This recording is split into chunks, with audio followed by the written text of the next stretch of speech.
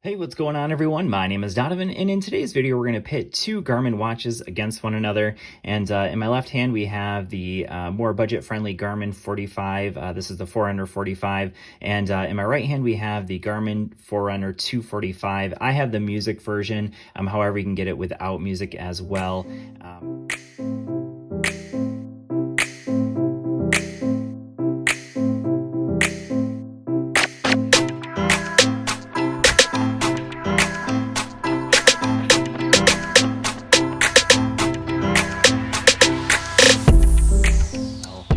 So a little bit more expensive. It's about 50 bucks more if you want music to be available on the watch, whereas on the 45 there is no option for music.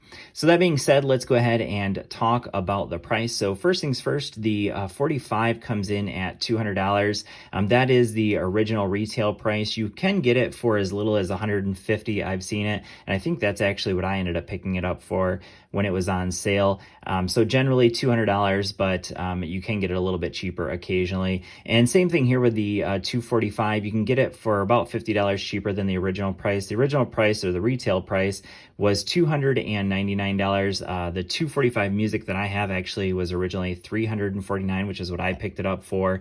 But I've seen it for as little as $300 or $250 without music. So either way, basically $100 extra to get the 245 versus the 45. And if you want music, then you're talking $150 extra dollars. So the question is it worth it? Should you go ahead and pay that extra money to get the 245 over the 45? So first of all, one of the reasons why I like this watch more, and we'll just kind of get that out of the way, is the fact that you do have that music option available. So I like to listen to music while I'm running, or at least have that option.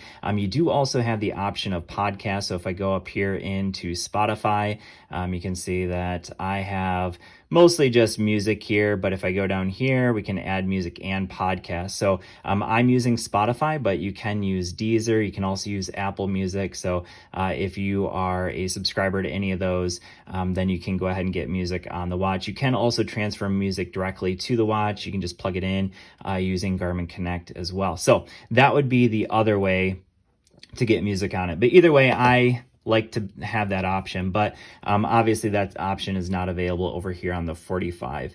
So let's talk about some of the other differences. So the display is another area that's slightly different. It's hard to notice just by looking at the two, but you can probably tell that this one does have a slightly smaller display. So this one has a 1.04 inch, so 1.04 inch display. It is a trans-reflective display, so the brighter the light, actually, the easier it is to see. It does have a backlight, so you have to use this little button here to get the backlight. So at night, that trans-reflective display actually isn't very visible at all, so you'll have to turn the light on in order to see it. Over here, same display on the 245 music, or the 245, same display, except this one is a 1.2 inch display. And really the only time that really comes into factor is when you're looking at data fields. So I'll go ahead, whoops, I didn't mean to go into that. Let's get back out of that. And let's go into my run settings. So I'll go ahead and go into run. You can see I have 4 options here. If I go into a run on the 45 here, you can see that it's got to wait for GPS. Let's go into options and just go into, oops, didn't mean to do that. Let's go into our data screen. So you can see this one only has 3 available. And so the layout, if I go into the layout, you can see that the maximum I can get is 3. So I can do 1, 2, or 3.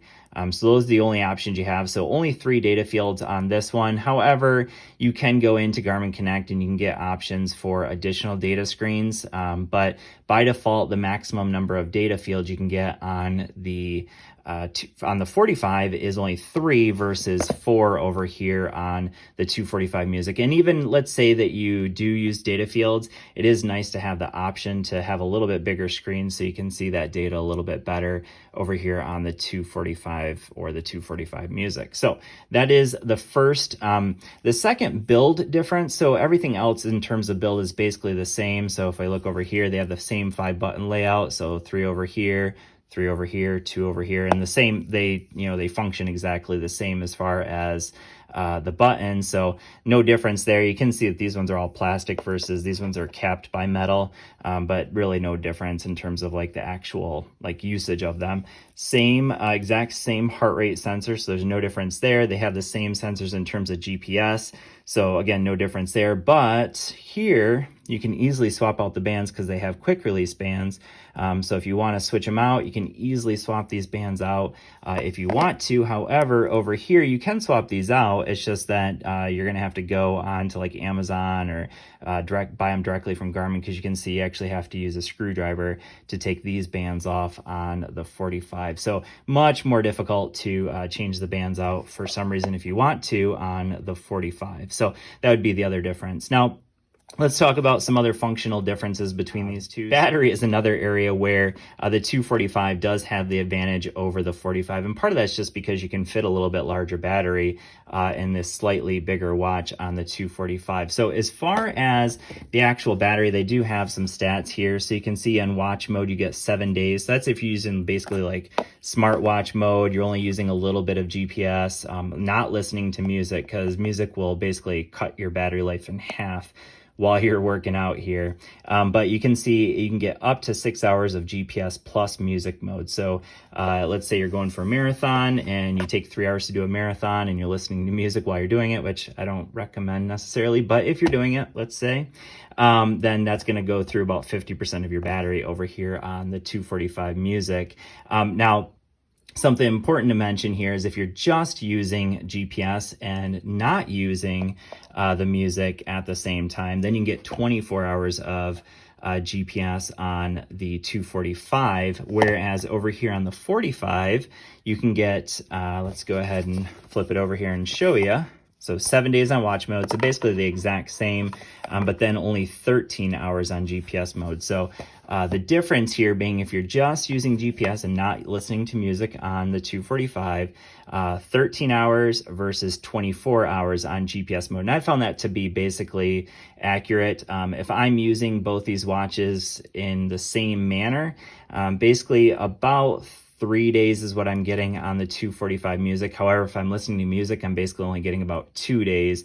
And same thing over here on the 45, basically 3 days. Obviously, you can't listen to music on here, so I'm pretty easily getting through 3 days. But I'm also running not just like half an hour a day. I'm usually getting closer to like an hour to hour and 45 minutes on a run. So I'm using a lot more GPS than probably the average person might use on both of these watches. All right, so the next thing, and this is maybe one of the bigger ones as well, is the different activities you can track. So if I go into the activities here on the 45, you can see I have run, treadmill, indoor track, bike, walk, cardio. So that's just kind of a general cardio. And then we have add. So you can add maybe 3 or 4 other ones. You have to use the Garmin Connect app in order to add additional workouts, but it is a little bit minimalist in terms of what you can actually add. Whereas over here on the 245, you can actually track a lot more when it comes to different workouts. For one, you can actually track swimming, but it's only for pool swim. So that's important to know. You can't do open water swimming, or at least you can't track open water swimming here on the 245. So we have run, trail run, we have walk, we have virtual run, which is really nice. So if you have a treadmill that you can use with Zwift, which I do, you can actually do a virtual run, and it'll basically just use the distance on your treadmill and use the heart rate monitor on the watch for that workout. So this is just an app I added, V.02. That's just to transfer over workouts from my V. calendar. We have treadmill, indoor track, biking, pool swimming. So like I mentioned, pool swimming, we have kayak, and then we can add additional ones, and there's a bunch more you can add here on the 245. So I would say if you're kind of a more general fitness person, I would say the 245 might be the best option for these two. However, if you're more of maybe less of a runner, but more of, let's say, somebody who works out in the gym a lot more, I would actually recommend the VivoActive 4 instead of either of these watches. These are very, I would say, runner-centric watches. Whereas like the VivoActive 4, the Garmin Venue, those are more general fitness watches. They are great for runners as well, but they tend to be better, I think, if you are someone who is maybe just a casual runner and more of a fitness person, in the gym.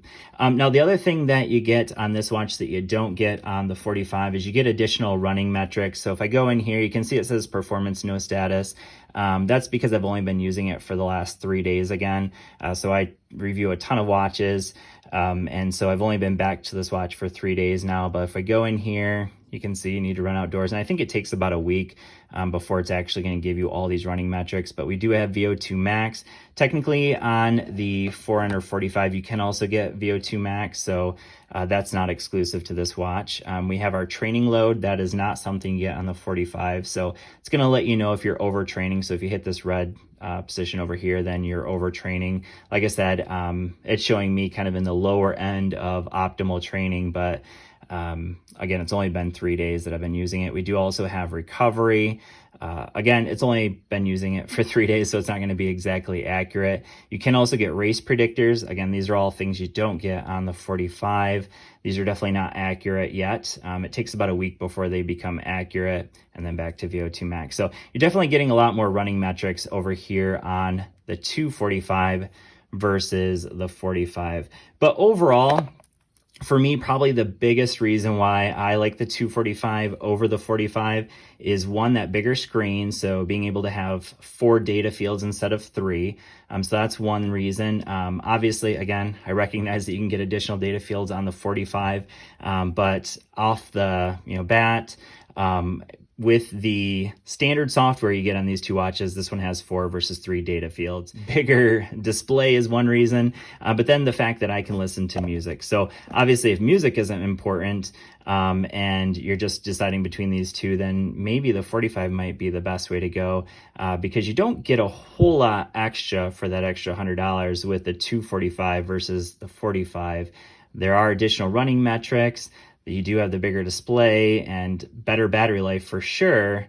So if battery life is important, then obviously the 245 might be a better option. So a lot of things to consider overall for me. For sure, though, I definitely prefer the 245 music over the Garmin 45. So let me know what you guys think. Let me know what questions you have down in the comments below. Thanks for watching. I hope this video has been helpful for you, and we'll see you all in the next one. Peace.